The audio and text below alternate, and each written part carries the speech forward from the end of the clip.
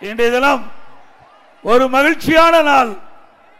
உங்கள் அனைவருக்கும் தெரியும், இந்த திருப்பூர் மண்ணிலே பிறந்த மதிப்புக்கும் மரியாதைக்கும் போற்றுவதற்குரிய மேதகு திரு சி.பி. ராதாகிருஷ்ணன் அவர்கள் இன்றைய தினம் இந்திய குடியரசு துணைத் தலைவர் பதவி ஏற்றிருக்கின்றார். இந்த மண்ணிலே பிறந்த ஒருவருக்கு இந்தியாவிலேயே மிகப்பெரிய பொறுப்பு கிடைச்சிருக்குது. இது தமிழ்நாட்டு மக்களுக்கு கிடைத்த பெருமை, இந்த மண்ணுக்கு கிடைத்த பெருமை, இந்த மக்களுக்கு கிடைத்த பெருமை.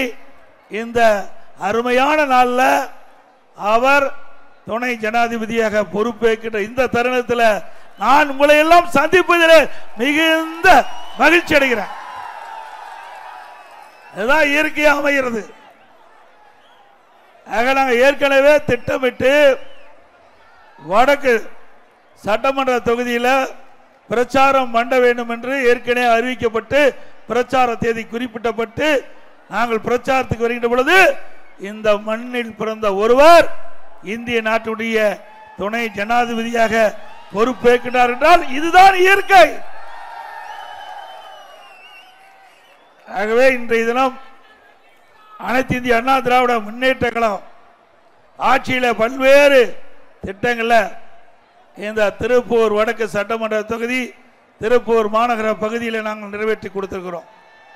அனைத்து இந்திய அண்ணா திராவிட முன்னேற்ற கழகத்தினுடைய ஆட்சி காலத்தில் தான் இந்த திருப்பூர் மாநகரம் வளர்ச்சி பெற்றிருக்குது. அடிப்படை தேவைகள் முழுவதும் நாங்கள் நிறைவேற்றி கொடுத்திருக்கிறோம். குறிப்பாக இந்த வடக்கு சட்டமன்ற தொகுதியில் பல திட்டங்கள் நாங்கள் நிறைவேற்றி கொடுத்திருக்கிறோம். திராவிட முன்னேற்ற கழகம் ஆட்சி பொறுப்பேற்று 52 மாத காலம் இன்றைக்கு நிறைவு பெற்று விட்டன. இந்த 52 மாத கால ஆட்சியில் திமுக ஆட்சியில் ஏதாவது ஒரு பெரிய புதிய திட்டத்தை கொண்டாந்தாங்களா? அண்ணா திமுக ஆட்சி கிட்ட பொழுது இந்த மக்களுடைய கோரிக்கை ஏற்று பிரம்மாண்டமான அரசு மருத்துவக் கல்லூரி மருத்துவமனை கூட கட்டி கொடுத்திருக்கிறோம். சுமார் 350 கோடி. இங்கே தொழிலாளர் நிறைந்தவர்கள் நிறைந்த பகுதி, ஏழை மக்கள் நிறைந்த பகுதி, உழைப்பாளி நிறைந்த பகுதி. அவளுக்கு ஏதாவது நோய்வாய்ப்பட்டால் அவளுக்கு அறுவை சிகிச்சை செய்ய வேண்டும் என்றால் அண்ணா திமுக ஆட்சியிலே கொண்டு வரப்பட்ட அரசு மருத்துவக் கல்லூரி மருத்துவமனையை சேர்க்கப்பட்டு சிறப்பான சிகிச்சை அளிக்கக்கூடிய வசதியை நாங்கள் செஞ்சு கொடுத்தோம். இன்னைக்கு அண்ணா திமுக ஆட்சியில் கொண்டு வரப்பட்ட அந்த திட்டத்திற்கு திமுக திறந்து வைத்திருக்கிறது. நாம் பெற்ற பிள்ளைக்கு திமுக பெயர் சுட்டியிருக்கிறாங்க. அண்ணா திமுக எப்பொழுதுமே மக்களுக்காக திட்டத்தை கொண்டு வந்து அதை நிறைவேற்றப்படும். திமுக ஆட்சியில் இப்படி ஒரு திட்டமாவது இந்த வடக்கு சட்டமன்ற தொகுதியில் கொண்டாந்துருக்காங்க, நகரத்தில் கொண்டாந்துருக்காங்களா?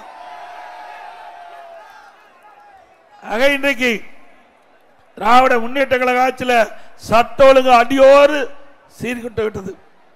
எங்க பார்த்தாலும் கொலை, கொல்ல, திருட்டு, வழிப்பறிவு, பாலியல் வன்கொடுமை நடக்காத நாளே இல்ல. தம்பி இந்த ஐஜிகா கொடி தள்ளி பிடிப்பா தம்பி. டிவி எடுக்கிறாங்களாங்க லைவ்ல, ஐஜிகா கொடி தள்ளி பிடிங்க, அந்த லைன்ல வர இடத்துல தள்ளி பிடிங்க. சொன்னா கேட்க வேணும் தம்பி. அது மட்டும் இல்ல தம்பி, தள்ளி வாங்க.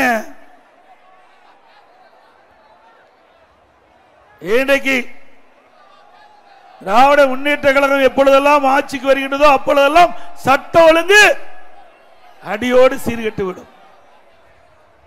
அண்ணா திமுக ஆட்சி எப்பொழுதெல்லாம் வருமோ அப்பொழுது சட்டத்தின் ஆட்சி தமிழகத்திலே நடைபெறும். இன்றைக்கு திராவிட முன்னேற்ற கழகம் ஆட்சியில் தான் எங்க பார்த்தாலும் போதைப் பொருள் விற்பனை, எல்லா இடத்திலையும் தங்குதல் இல்லாம போதைப் பொருள் கிடைக்குது. அவ்வளவு மோசமான ஆட்சி தமிழகத்திலே பார்க்கப்படுகிறது. இன்றைக்கு இந்த போதை நடமாட்டத்தின் காரணமாக மாணவர்கள், இளைஞர்கள், பொதுமக்கள் போதைக்கு அடிமையாகி இன்றைக்கு அவருடைய வாழ்க்கையே ஒரு சூனியமாகி விடுகிறது. இன்றைய தினம் இந்த ஆட்சியாளர் அதை பற்றி எல்லாம் கவலைப்படுவது கிடையாது. திராவிட முன்னேற்ற கழகம் ஆட்சி பொறுப்பேற்று ஒரே ஆண்டு இந்த போதை நடமாட்டம் அதிகரித்து விட்டது. நாங்கள் எச்சரிக்கை விடுத்தோம், அரசுடைய கவனத்திற்கு கொண்டு வந்தோம். சட்டமன்றத்தில் பிரதான எதிர்க்கட்சி என்ற முறையில் தமிழகத்தில் கஞ்சா நடமாட்டம் அதிகமாக இருக்கின்றது, விற்பனை அதிகமாக இருக்கின்றது. இன்றைக்கு பல வடிவத்தில் கஞ்சா விற்பனை செய்யப்படுகிறது.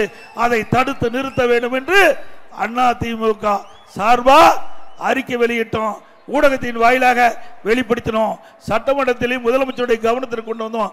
ஆனால் இன்றைய முதலமைச்சர் அதையெல்லாம் கண்டுகொள்ளவில்லை.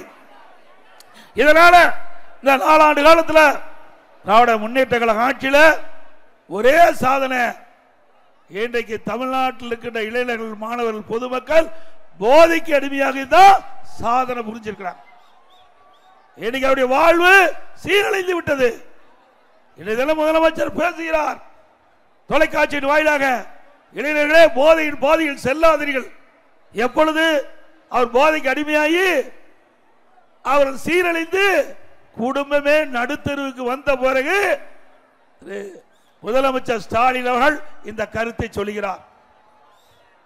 அனைத்து இந்திய அண்ணா திராவிட முன்னேற்ற கழகம் பிரதான எதிர்க்கட்சி என்ற முறையில் சட்டமன்றத்தில் இந்த போதையின் நடமாட்டத்தை, போதைப் பொருள் நடமாட்டத்தை தடுத்து நிறுத்த வேண்டும், இரும்பு கரம் கொண்டு அடக்க வேண்டும் என்று குறிப்பிட்ட போது இதற்கு உண்டான நடவடிக்கை எடுக்கப்பட்டிருந்தால் இவர்களெல்லாம் காப்பாற்றிருக்கலாம்.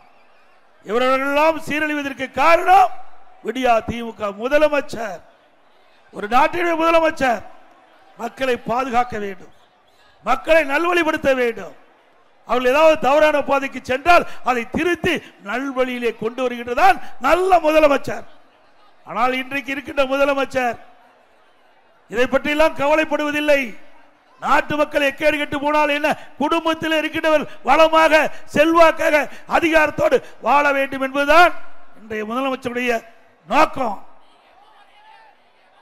இன்றைக்கு ஒவ்வொரு தாய்மாரும் அவருடைய பெற்றோர்கள் தன்னுடைய குழந்தை கண் எதிரே இப்படிப்பட்ட போதைக்கு அடிமையாகி சீரழிகின்ற பொழுது அவருடைய மனம் எந்த அளவுக்கு வேதனைப்படும் என்பதை எண்ணி பார்க்க வேண்டும். ஒரு அரசாங்கம் நினைத்தால் தான் இதை தடுத்து நிறுத்த முடியும். ஆனால் இன்றைக்கு இருக்கின்ற அரசாங்கம் இதை தடுத்து நிறுத்துவதற்கு உண்டான முயற்சி எடுக்கவில்லை. ஒரு டிஜிபி இருந்தார், அவர் இந்த கஞ்சா விற்பனையை தடுப்பேன் என்று அறிவிப்பு வெளியிட்டார். 2.0, 3.0, 4.0 என்று அவர் ஓய்வு பெறுகின்ற வரை போட்டு ரிட்டையர் ஆகி போயிட்டார். ஏன்னா அவரால் முடியாது. இந்த கஞ்சா விற்பனையில் ஈடுபட்டிருக்கின்ற பெரும்பாலும் ஆட்சி அதிகாரத்தில் இருக்கின்ற துணையோடு இந்த கஞ்சா விற்பனை அமோகமாக நடைபெற்றுக் கொண்டிருக்கின்றது. அதனால காவல்துறை அறியால் அவர் சுயமாக சுதந்திரமாக இந்த போதை ஆசாமிகள் மீது நடவடிக்கை எடுக்க முடியவில்லை. இன்றைக்கு காவல்துறை கைகள் கட்டப்பட்டிருக்கின்றன. காவல்துறை அதிகாரிகள் தன்னுடைய அதிகாரத்தை முழுமையாக பயன்படுத்தி இந்த போதைப் பொருள் நடமாட்டத்தை தடுக்க முடியாத ஒரு அவல நிலை தமிழகத்திலே நிலவுகிறது. மீண்டும் உங்களுடைய துணையோடு அதிமுக அரசு அடுத்த ஆண்டு அமைகின்ற பொழுது இந்த போதை நடமாட்டத்தை முழுவதும் தடுத்து நிறுத்தப்படும். இன்றைக்கு இந்த போதை ஆசாமியால் தான் சிறுமி முதல் முதியோர் வரை பாலியல் சீண்டலுக்கு உட்படுத்தப்படுகிறார்கள். இந்த பகுதியில் முதியோரை வைத்து அடிக்கடி கொலை நடைபெறுகிறது. முதியோருடைய சொத்துக்கள் உடைமைகள் கொள்ளையடிக்கப்படுகின்றன. இந்த கொங்கு மண்டலத்தில் தான் அதிகமா முதியோர்களை தாக்கப்பட்டு அவர்களை கொலை செய்யப்பட்டிருக்கின்றார்கள். அவருடைய உடைமைகளை திருடப்பட்டிருக்கின்றது. இந்த ஆட்சியுடைய லட்சணம் என்ன என்பதை நீங்கள் எண்ணி பார்க்க வேண்டும். ஒரு அரசாங்கம் ஒரு பிரச்சனை ஏற்படுகின்ற பொழுது விழிப்போடு இருந்து அதை தடுத்து நிறுத்துவதற்குண்டான நடவடிக்கை மேற்கொள்ளப்பட்டிருந்தால் இப்படி முதியோருடைய விலை மதிக்க முடியாத உயிர்களை காப்பாற்றிக்கலாம். ஆனால் இந்த அரசாங்கம் எல்லாம் கண்டுகொள்ளவில்லை. அது மட்டுமல்ல, இன்றைக்கு இந்த பகுதி தொழில் நிறைந்த பகுதி, தொழிலாளர் நிறைந்த பகுதி. திருப்பூர் மாநகராட்சி, இந்த வடக்கு சட்டமன்ற தொகுதி, எல்லா பகுதியிலுமே தெற்கு சட்டமன்ற தொகுதி, இது எல்லாமே தொழில் நிறைந்த பகுதி, தொழிலாளர் நிறைந்த பகுதி. இவர்களுடைய வாழ்வு இந்த தொழிலை நம்பித்தான் இருக்கிறது. இன்றைக்கு இருக்கிற அரசாங்கம் அதை பற்றி கவலைப்படல. இந்த தொழிலாளருக்கு தற்போது வேலை இல்லாத ஒரு சூழ்நிலை ஏற்பட்டிருக்குது. ஆனால் விலைவாசி விண்ணை முட்டுகின்ற அளவுக்கு உயர்ந்து விட்டது. அதிமுக ஆட்சியில் அரிசி என்ன விலை என்பதை நீங்கள் எண்ணி பார்க்க வேண்டும். பருப்பு என்ன விலை என்பதை எண்ணி பார்க்க வேண்டும். கடல் எண்ணெய் என்ன விலை என்பதை எண்ணி பார்க்க வேண்டும். திராவிட முன்னேற்ற கழக ஆட்சியில் இன்றைக்கு அதிமுக ஆட்சிக்கு திமுக ஆட்சிக்கு உள்ள வித்தியாசம் கிட்டத்தட்ட 40% உணவுப் பொருட்களுடைய விலை உயர்ந்திருக்குது. மின்னை முட்டுகின்ற அளவுக்கு இந்த உணவு பொருட்களுடைய விலை உயர்ந்து மக்கள் படுகின்ற துன்பம் ஏராளம். அதை பற்றியெல்லாம் முதலமைச்சர் சிந்திக்குதில்ல. இதே அனைத்து இந்திய அண்ணா திராவிட முன்னேற்ற கழக ஆட்சி இருக்கின்ற பொழுது, இப்படி உணவுப் பொருட்களுடைய விலை உயர்கின்ற பொழுது, அந்த எந்த உணவுப் பொருள் விலை ஏறுதோ அந்த உணவுப் பொருள் எந்த மாநிலத்தில் விலை குறைவாக கிடைக்கிறதோ உடனடியாக அங்கே சென்று கொள்முதல் செஞ்சு தமிழ்நாட்டுக்கு கொண்டு வந்து அந்த விலையை கட்டுப்படுத்தினோம். இதற்கென்று கட்டுப்பாட்டு நிதி 100 கோடி ஒதுக்கி வச்சிருந்தேன். இது ஏழை மக்களே பிரச்சனை. ஏழை மக்களுக்கு பிரச்சனை ஏற்படுகின்ற பொழுது இன்றைக்கு நாட்டு மக்கள் பாதிக்கப்பட்டு விடுவார்கள். ஆகவே விண்ணை முட்டுகின்ற அளவுக்கு இந்த உணவுப் பொருட்களுடைய விலையை கட்டுப்படுத்த இந்த அரசு தவறிவிட்டது. இன்றைக்கு மக்களை பற்றி சிந்திக்காத அரசாங்கம் திரு ஸ்டாலின் மாடல் அரசாங்கம் என்பதை நேரத்தில் நாம் எண்ணி பார்க்க வேண்டும். அதோட எல்லா வகையிலும் உயர்த்தி விட்டாங்க. வீட்டு வரி 100% உயர்வு, கடவரி 150% உயர்வு, குடிநீர் வரி போதாதுக்கு குப்பைக்கு வரி, அது மட்டுமல்ல மின் கட்டணம் 67% உயர்த்தப்பட்டு விட்டது. ஆண்டுக்கு 6% மின் கட்டண உயர்வு.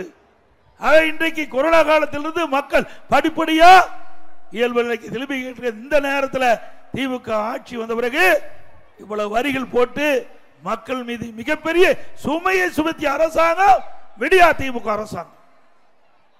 அது மட்டுமல்ல, இன்றைக்கு தினம் தமிழகத்தில் அண்ணா திமுக ஆட்சியில் கொண்டு வரப்பட்ட பல திட்டத்தை திமுக அரசாங்கம் ரத்து செய்து அதில் தான் சாதனை படைத்திருக்குது. எனக்கு புதிய எந்த திட்டத்தை கொண்டாந்து சாதனை படைக்கவில்லை. இன்றைக்கு திருமண உதவி திட்டம், தாலிக்கு தங்க திட்டம், இன்றைக்கு நம்முடைய ஏழை குடும்பத்தில் பிறந்த பெண் திருமண வயது அடைகின்ற பொழுது பொருளாதார சூழ்நிலையின் காரணமாக திருமணம் தடைபடுகிறது. மாண்புமிகு அம்மாவுடைய சிந்தனையிலே ஒதுக்கப்பட்ட அற்புதமான திட்டம். அந்த ஏழை பெண்களுக்கு குறிப்பிட்ட நேரத்திலே திருமணம் நடைபெற வேண்டும் என்ற ஒரே நிலையில 26,50,000 திருமண உதவி திட்டத்தின் கீழ் நிதி உதவி வழங்கிய அரசாங்கம் அண்ணா திமுக அரசாங்கம். தாலிக்கு தங்கம் ஒரு பவுன் இன்னைக்கு 80,000 ரூபாய். அது அண்ணா திமுக ஆட்சியில் கொடுக்கட்டும். சுமார் 12 லட்சம் பேருக்கு இந்த திருமண உதவி திட்டத்தின் கீழ் பயன்பெற்றிருக்காங்க. 12 லட்சம் குடும்பத்தை வாழ வைத்த அரசு அண்ணா திமுக அரசாங்கம். அதையும் திராவிட முன்னேற்ற கழக அரசு வந்து ரத்து பண்ணிவிட்டது. மீண்டும் அண்ணா திமுக ஆட்சி உங்களுடைய ஆதரவோடு ஆட்சி பொறுப்புக்கு வந்தவுடன் தாலிக்கு தங்கம் திட்டம், திருமண உதவி திட்டம் தொடரும். இந்த திட்டத்தின் வாயிலாக இடம்பெறுகிறவர்களுக்கு மணமகளுக்கு பட்டு சேலை வழங்கப்படும், மணமகனுக்கு பட்டு வேஷ்டி வழங்கப்படும். அதே போல அம்மா மினிக்கில்லை ஏழை மக்கள் நிறைந்த பகுதி, அந்த பகுதியிலே தேர்ந்தெடுக்கப்பட்டு அங்கு ஒரு அம்மா மினிக்கிளிக்கு திறக்கப்பட்டு அங்கு இருக்கின்ற ஏழை மக்கள் ஏதாவது நோயப்பட்டா அந்த அம்மா மினிக்கிளிக்கு சென்று அவர்கள் சிகிச்சை பெறலாம். அதுல ஒரு அரசியல் நோக்கம். இது மிக சிறப்பாக செயல்பட்டு இருந்தது.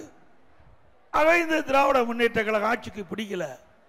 இது இந்த திட்டம் நன்றாக செயல்படுகின்ற பொழுது அண்ணா திமுக கட்சிக்கு நல்ல பெயர் வந்து வேண்டும் எண்ணி இன்றைய முதலமைச்சர் அந்த திட்டத்தை ரத்து பண்ணியிருக்கிறார். இந்த தொகுதியில் மட்டும் 6 அம்மா மினிக்கிளை கொண்டாந்திருக்கிறார். 6 அம்மா மினிக்கில் கொண்டாந்து மீண்டும் அண்ணா திமுக ஆட்சி அடுத்த ஆண்டு அமைகின்ற பொழுது இப்ப 2000 அம்மா மினிக்கிளைக்கு தான் திறந்தோம். அடுத்த ஆண்டு அண்ணா திமுக ஆட்சி வந்தவுடன் 4000 அம்மா மினிக்கிளைக்கு திறக்கப்படும். எல்லா பகுதிக்கும் மக்கள் எங்கெங்கெல்லாம் அதிகமாக வாழ்கின்றார்களோ அந்த பகுதியெல்லாம் அண்ணா திமுக ஆட்சியில் அம்மா மினிக்கிளுக்கு திறக்கப்படும்.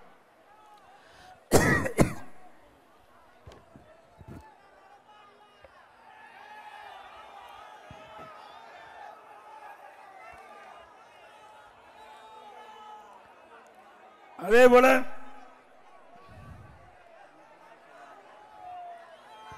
கேபிள் இன்றைக்கு தமிழகத்தில் கேபிள் டிவி இருக்குது. அதிமுக ஆட்சியில் மக்களுக்கு குறைந்த கட்டணத்தில் இந்த கேபிள் டிவி சேவை வழங்கப்பட்டு வந்தது.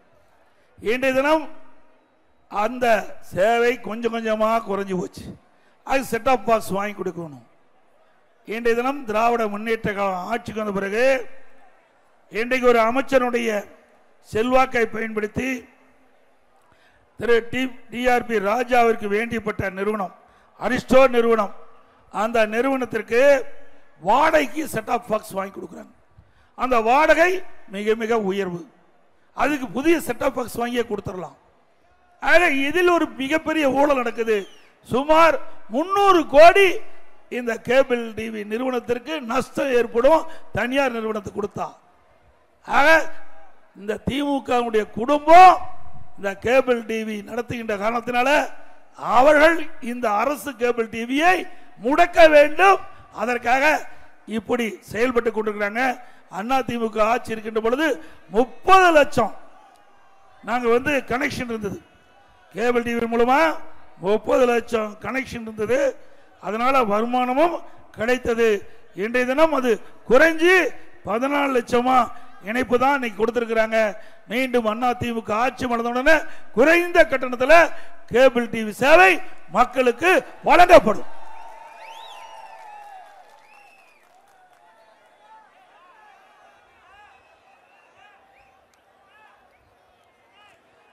அதே போல பல அறிவிப்பை கொடுத்திருக்கிறார் ஸ்டாலின்.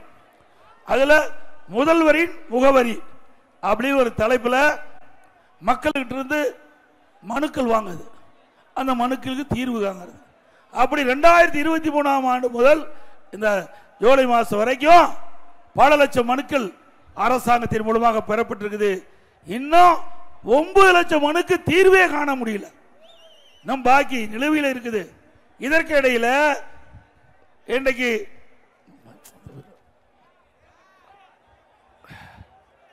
உங்களுடன் ஸ்டாலின் இப்ப மறுபடியும் ஆரம்பிச்சிட்டார். ஏற்கனவே மக்கள் அனுப்பிய 9 லட்சம் மனுவுக்கு தீர்வு காண முடியல. இப்பொழுது உங்களுடன் ஸ்டாலின் இப்படி ஒரு விளம்பரத்தால் அடிச்சு வீடு வீடா கொடுத்து இதுல 46 பிரச்சனை மக்களுக்கு இருக்குது. அந்த பிரச்சனையை நீங்கள் மனு மூலமாக சம்பந்தப்பட்ட அதிகாரி கொடுத்தீங்களா, அதை தீர்த்து வைப்பதாக ஒரு நாடகத்தை இன்றைய அரசாங்கம் நடத்தி கொண்டிருக்கிறது. ஏற்கனவே மக்கள் இந்த அரசாங்கத்தை நம்பி 9 லட்சம் மனு ஆன்லைன் மூலமா கடிதம் மூலமா அனுப்பியிருக்காங்க. அதையே தீர்க்க முடியல. இதை தீர்க்க முடியுமா? அத்தனையும் வெற்றி அறிவிப்பு எல்லாமே பத்திரிகையில் வரணும், ஊடகத்தில் வரணும். இதுதான் இந்த ஆட்சியினுடைய செயல்பாடு. ஆனா ஒண்ணு இப்பதான் மக்களோட வந்திருக்கார் ஸ்டாலின் 4 வருஷம் கழிச்சு. அதோட ஒரு முதலமைச்சர் தமிழ்நாட்டில் 46 பிரச்சனையை 4 வருஷத்துல கண்டுபிடிச்ச ஒரே முதலமைச்சர் தமிழ்நாடு முதலமைச்சர். எல்லா மாநிலத்திலும் முதலமைச்சர் தேர்ந்தெடுப்பதற்கு பிரச்சனை தீர்க்க, ஆனா பிரச்சனையை கண்டுபிடிக்க தமிழ்நாடு முதலமைச்சர் தான் இன்றைக்கு முதல்ல இருக்கார். அதே திரு ஸ்டாலின் அவர்களே, மக்களை ஏமாற்றி இனியும் மக்களை ஏமாற்ற முடியாது. நீங்க ஏற்கனவே 2021 சட்டமன்ற பொதுத் தேர்தலில் திராவிட முன்னேற்ற கழகம் ஆட்சிக்கு வந்தா நாங்கள் பல திட்டத்தை நிறைவேற்ற 525 அறிவிப்புகளை வெளியிட்டீங்க. பெரும்பாலான அறிவிப்புகள் இதுவரை நிறைவேற்றப்படவே இல்லை. இன்னைக்கு நம்முடைய மாணவ செல்வங்கள் வங்கியிலே வாங்கிய கடன் ரத்து பண்ணிருக்காங்களா? Petrol diesel குறைஞ்சிருக்குதா? அதே மாதிரி மாதந்தோறும் கேஸ் சிலிண்டருக்கு 100 ரூபாய் மானியம் கொடுத்தாங்களா? கூட்டுறவுத்துறையில் 1 கிலோ கூடுதலா சக்கரை போட்டாங்களா? அப்ப 2021 திராவிட முன்னேற்ற கழக தேர்தல் அறிக்கையில் குறிப்பிட்டது அத்தனையுமே வெற்றி அறிவிப்பு தானே. ஆக மக்களை ஏமாற்றுவதில் இன்றைக்கு முதன்மையாக இருக்கக்கூடிய முதலமைச்சர் இன்றைக்கு தமிழ்நாடு முதலமைச்சர் என்பதை நேரத்தில் சுட்டிக்காட்டி, அது மட்டும் இல்ல, சரி உங்களுடன் ஸ்டாலின் முதலமைச்சர் சொல்றார் அப்படின்னு மனு கொடுத்தாங்க மக்கள்லாம். இந்த மனுவை சம்பந்தப்பட்ட துறைக்கு அனுப்பி தீர்வு கண்டிருந்தா ஒரு நல்ல அரசாங்கத்துக்கு அடையும். ஆனா சிவகங்கை மாவட்டம் திருப்புவனம் என்ற பகுதியில் ஆத்துல கிடக்குது. இந்த உங்களுடன் சாலையில் கொடுக்கப்பட்ட மனு ஆத்துல கிடக்குது. அதே போல புதுக்கோட்டையில் வலதளத்தில் வந்த செய்தி தகவல், புதுக்கோட்டையில் வடை சுடுற கடையில் இந்த மனு அந்த வடை கட்டி கொடுத்துட்டு இருக்காங்க. இதுக்காக கஷ்டப்பட்டு மனு கொடுக்குறாங்க. சிந்திச்சு பாருங்க. இதே போலதான் திரு ஸ்டாலின் எதிர்கட்சி தலைவராக இருக்கும்போது அம்மாவுடைய அரசு இருக்கின்ற பொழுது ஊர் ஊரா போனார். இந்த பகுதியும் எல்லா இடத்துக்கும் போனார். போய் திட்டுக்கிண்டா பெட்ஷீட்டை போட்டு அமர்ந்துக்குவாரு. முன்ன மக்களை எல்லாம் முன்னாட பெட்ஷீட் போட்டு அமர வச்சு உங்களுக்கு என்ன பிரச்சனை இருக்குது அந்த பிரச்சனைலாம் மனுவா எழுதி நான் கொண்டு வந்த பெட்டி இருக்குது பெட்டிகளை போடுங்க. அந்த பெட்டியை பூட்டி சீல் வச்சு பத்திரமா நான் வீட்டில் கொண்டு வச்சிருந்து திமுக ஆட்சிக்குடன் சீலை உடைச்சு பெட்டி திறந்து மனுவை எடுத்து படிச்சு பார்த்து பிரச்சனை தீர்க்கிறாங்க. தீர்த்தாங்களா? அப்படி தீர்க்கிறாங்க. எதுக்கு இத்தனை பிரச்சனை? நீங்களே முதலமைச்சரை ஒத்துக்கொண்டு 46 பிரச்சனை இருப்பதா வெளிப்படுத்தி இருக்கிறீங்க. அத்தனையும் நாடகம். இன்றைக்கு மக்களுடைய ஆசையை தூண்டி இன்றைக்கு உங்களுடைய வாக்குகளை பெறுவதற்காக திரு ஸ்டாலின் மாடல் அரசாங்கம் மிகப்பெரிய நாடகத்தை அரங்கேற்றிருப்பதை நீங்கள் எண்ணி பார்க்க வேண்டும் என்று அன்போடு இந்த நேரத்தில் கேட்டுக்கொள்கிறேன். இன்றைக்கு திராவிட முன்னேற்ற கழகம் ஆட்சி என்று சொன்னால் அது ஊழல் அரசாங்கம். Collection commission corruption, collection commission இதுதான் நடக்குது. உண்மைதானே? ஊழல் இல்லாத துறையே இல்லையில, எல்லா துறையிலும் ஊழல் நடக்குது இல்ல. நீங்க பத்திரப்பதிவு இதெல்லாம் விலை அதிகமான பூமி, இந்த பகுதியெல்லாம் விலை அதிகமான பூமி, பர்சன்டேஜ் போட்டு வாங்குறாங்க. இன்னைக்கு 1 கோடிக்கு இறையுமா ஒரு 10% கொடுக்க வேணும். இப்படி அவரே கஷ்டத்தில் தான் வீட்டை விற்கிறாங்க, இடத்தை விற்கிறாங்க. அவங்கிட்ட 10% வாங்கினா எப்படி இந்த நாடு உருப்படி ஆகும்? எண்ணி பாருங்க. ஏழை மக்களை வாட்டி வதைக்கின்ற அரசாங்கம் விடியா திமுக அரசாங்கம். இன்னைக்கு பத்திரப்பதிவு எங்கேயாவது பணம் கொடுக்காத பத்திரப்பதிவு நடக்குதா? இது யதார்த்த உண்மை. நாங்க தவறா சொல்லல. இந்த ஆட்சி எப்பொழுது வந்தது அப்பொழுதே இன்னைக்கு அந்த பத்திரப்பதிவு துறை அது ஒரு புரோக்கர் ஆபீஸ் மாதிரி ஆகிப்போச்சு. அது ஒரு இடைத்தரகர் ஆபீஸ் மாதிரி ஆகிப்போச்சு. அது பத்திரப்பதிவு தெரியல, பத்திரப்பதிவு அலுவலகம் அல்ல, இடைத்தரகர் அலுவலகமாக மாறிவிட்டது. உண்மைதானே?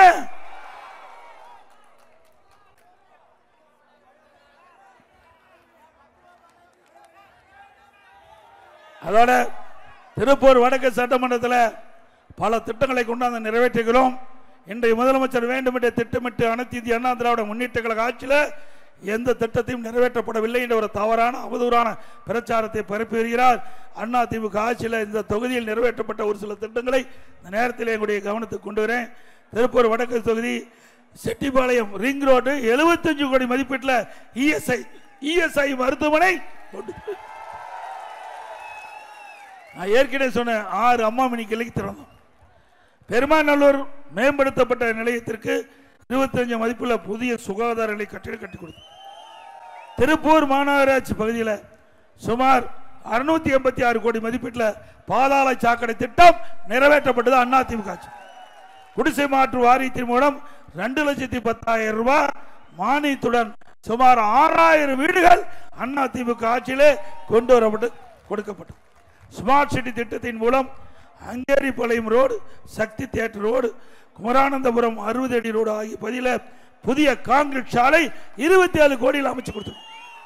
சுமார் 10 கோடி மதிப்பீட்டில் பள்ளி கட்டிட பணிகள் நபார்டு மூலம் நடைபெற்றது. குடிமராமத்து திட்டத்தின் மூலம் பல ஏரிகள் குளங்கள் தூராறப்பட்டது. நல்லாத்துப்பாளையம் பாலம் 2 கோடி மதிப்பீட்டில் கட்டி முடிக்கப்பட்டது. பனியன் தொழில் வளர்ச்சிக்கு தடையில்லா மின்சாரம் கொடுக்கப்பட்டது. 2ஆம் மண்டலத்திற்கான புதிய கட்டிடம் சுமார் 2.5 கோடியில் நாங்கள் கட்டப்பட்டது. புதிய வட்டார போக்குவரத்து கழகம் 2.5 கோடி மதிப்பில் கட்டப்பட்டது. நெற்பரிச்சல் பகுதியில் புதிய சார் பதிவாளர் அலுவலகம் 2 கோடி மதிப்பீட்டில் கட்டப்பட்டது. பிற்படுத்துவோர் மற்றும் சீர்மன மாணவர்கள் தங்கும் விடுதி சுமார் 81 லட்சத்தில் கட்டப்பட்டது. வேளம்பாளையம் காவல் நிலையத்திற்கு 1.5 கோடி மதிப்பீட்டில் புதிய கட்டிடம் கட்டிக் கொடுது. சிப்காட் சார்பில் நெற்பரிச்சையில் பணிபுரியும் பெண்களுக்கு தங்கும் விடுதி சுமார் 8 கோடி மதிப்பீட்டில் கட்டப்பட்டது. நெசவாளர் ஆதரவு திட்டத்தின் மூலம் உபகரணங்கள் வழங்கப்பட்டது. தமிழ்நாடு தொழில் முதலீட்டு கழகத்திற்கு புதிய கட்டிடம் 1.5 கோடி மதிப்பீட்டில் கட்டப்பட்டது. மாநில நெடுஞ்சாலைத்துறை மூலம் 55 சாலை பணிகள் 50 கோடி மதிப்பீட்டில் நடைபெற்றது. 108 கோடி மதிப்பீட்டில் சாலை, மழைநீர் வடிகால், குடிநீர், கட்டிடப்பணி, பாலம், பாதாள சாக்கடை, பூங்கா, தெருவிளக்கு இப்படி பல்வேறு பணிகள் இந்த தொகுதியில் நிறைவேற்றப்பட்டிருக்கின்றன. அனைத்து குடும்ப அட்டைதாரருக்கும் அதோட இன்றைக்கு அவனாசி அத்திக்கடவு திட்டம் அதிமுக ஆட்சியில் இன்றைக்கு இந்த விவசாயிகளுடைய நீண்டகால திட்டம் அத்திக்கட அவனாசி திட்டம் அதையும் நிறைவேற்றப்பட்ட அரசு அதிமுக அரசாங்கம் என்பதை நேரத்தில் தெரிவித்து நிறுத்தப்பட்ட திட்டம் திருப்பூர் பாண்டிய நகர் முதல் புஷ்பா தியேட்டர் வரை மேம்பால பணிகள் அதிமுக ஆட்சியில் அறிவிக்கப்பட்டது. திமுக ஆட்சியில் நிறுத்தப்பட்டு விட்டது. இங்கே நகரம் அதிக போக்குவரத்து நெரிசல் உள்ள பகுதி. இந்த போக்குவரத்து நெரிசலை குறைப்பதற்கு அதிமுக ஆட்சியிலே இந்த உயர்மட்ட பாலம் அறிவிக்கப்பட்டது. திமுக ஆட்சியிலே அது ரத்து பண்ணியிருக்கிறாங்க. மீண்டும் அதிமுக ஆட்சியுடன் மேம்பாலம் கட்டி கொடுக்கப்படும்.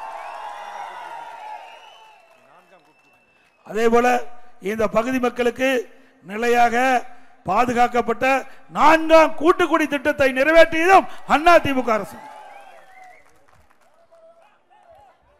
இப்படி பல திட்டத்தை கொண்டாந்தது அதிமுக ஆட்சியில் என்பதை இந்த நேரத்தில் தெரிவித்து அடுத்த ஆண்டு நடைபெற்ற சட்டமன்ற தேர்தலில் அனைத்து இந்திய அண்ணா திராவிட முன்னேற்ற கழக தலைமையில் அமைக்கப்பட்ட வெற்றி வேட்பாளருக்கு இரட்டை சின்னத்திலே வாக்களித்து வெற்றி பெற செய்யும்.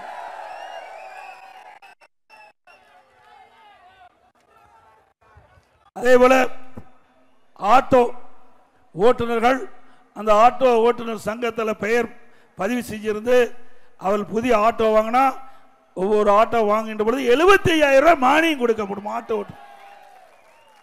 அதே போல இந்த ஏழை மக்கள் இந்த மாநகரத்தில் ஏழை மக்கள் வசிக்கிறாங்க, கிராமத்திலும் ஏழை மக்கள் வசிக்கிறாங்க, தாழ்த்தப்பட்ட மக்கள் வசிக்கிறாங்க. அப்படிப்பட்ட மக்கள் குடிசையில் வாழ்ந்தாலும் சரி, வீட்டு மனை இல்லாவிட்டாலும் அதிமுக ஆட்சியில் அந்த குடிசையில் வாழ்கிறவர்களுக்கு அற்புதமான காங்கிரீட் வீடு பல லட்சம் மதிப்புள்ள கட்டி கொடுக்கப்படும். வீட்டு மனையே இல்லாம அப்படிப்பட்டவர்களுக்கு அரசாங்கமே வீட்டிடம் வாங்கி அற்புதமா பல லட்சம் வீடு கட்டி கொடுக்கப்படும். காங்கிரீட் வீடு கட்டி கொடுக்கப்படும். நேரத்தில் தெரிவிக்க வருகிறேன். அப்படி ஒவ்வொரு தீபாவளி வருகின்ற பொழுதும் நம்முடைய தாய்மார்களுக்கும் நம்முடைய சகோதரிகளுக்கும் அற்புதமான சேலை வழங்கப்படும்.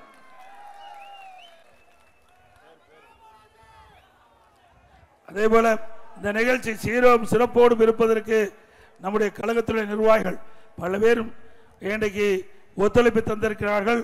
திரு வி பட்டலிங்கம் அவர்களே, திரு கேஜி முத்து வெங்கடேஸ்வரர் அவர்களே, திரு பூலவப்பட்டி எம் பால் அவர்களே, திருமதி சங்கீதா சந்திரசேகர் அவர்களே, திரு எஸ் முருகசாமி அவர்களே, திருமதி SMP சொர்ணமால் அவர்களே, திரு PK எம் முத்து அவர்களே, திரு ஏ கருணாகரன் அவர்களே, திரு ஏ பாலசுப்ரமணியம் அவர்களே, திரு வே ஆ கண்ணப்பன் அவர்களே, திரு கே வேலுமணி அவர்களே, திரு எம் ஹரி அரசன் அவர்களே, திரு கனகராஜ் அவர்களே, திரு வி தங்கராஜ் MC அவர்களே, திரு வி நாச்சுமுத்து அவர்களே, திரு வேல்குமார் எம் சாமிநாதன் அவர்களே, திரு கலைமகள் எம் கோபால்சாமி அவர்களே, திரு சாமி கணேஷ் அவர்களே, திரு எம் சதீஷ் அவர்களே, திரு எஸ் யுவராஜ் அவர்களே, திரு ஆர் பிரேம்குமார் அவர்களே, திரு கார்த்திக் பொன்சாமி அவர்களே, திரு ஜெகநாதன் அவர்களே, திரு கே குணசேகரன் அவர்களே, பாரதிய ஜனதா கட்சியினுடைய வடக்கு மாவட்ட தலைவர் திரு KCMP சீனிவாசன் அவர்களே, தமிழ் மாநில காங்கிரஸ் கட்சியை சேர்ந்த மாவட்ட தலைவர் திரு ரவிக்குமார் அவர்களே, IJ கட்சி மாவட்ட தலைவர் திரு PNR பாரி அவர்களே, ஆதி தமிழர் பேரவை மாவட்ட தலைவர் திரு நாகராஜ் அவர்களே, மனிதநேய ஜனநாயக கட்சி தலைவர் திரு இப்ராஹிம் பாஸ் அவர்களே, தமிழ்நாடு தேவர் பேரவை கட்சியுடைய நிர்வாகிகளே, தென்னிந்திய பார்வர்ட் பிளாக் மாவட்ட தலைவர் திரு ராமர் அவர்களே, விடுதலை முன்னேற்ற கழகத்தினுடைய அருந்தியர் விடுதலை முன்னேற்ற கழக பொறுப்பாளர் திரு NTR என்ற மாதையன் அவர்களே, தென்னிந்திய பார்வர்ட் பிளாக் நிர்வாகிகள் திரு ஐயர் தேவர் அவர்களே, திரு ஐயப்பன் அவர்களே, திரு காசிராஜன் அவர்களே மற்றும் இந்த நிகழ்ச்சி சீரோடும் சிறப்போடு விளங்குவதற்கு ஒத்துழைப்பு அத்தனை நல்ல உள்ளங்களுக்கும் நிகழ்ச்சியில் பங்கு பெற்ற அனைவர்களுக்கும் நன்றியை தெரிவித்து மக்களை காப்போம், தமிழகத்தை மீட்போம், மக்களை தமிழகத்தை மக்களை தமிழகத்தை ஸ்டாலின் மாடல் அரசு ஃபெயிலியர் மாடல் அரசு. Bye bye Stalin. நன்றி, வணக்கம்.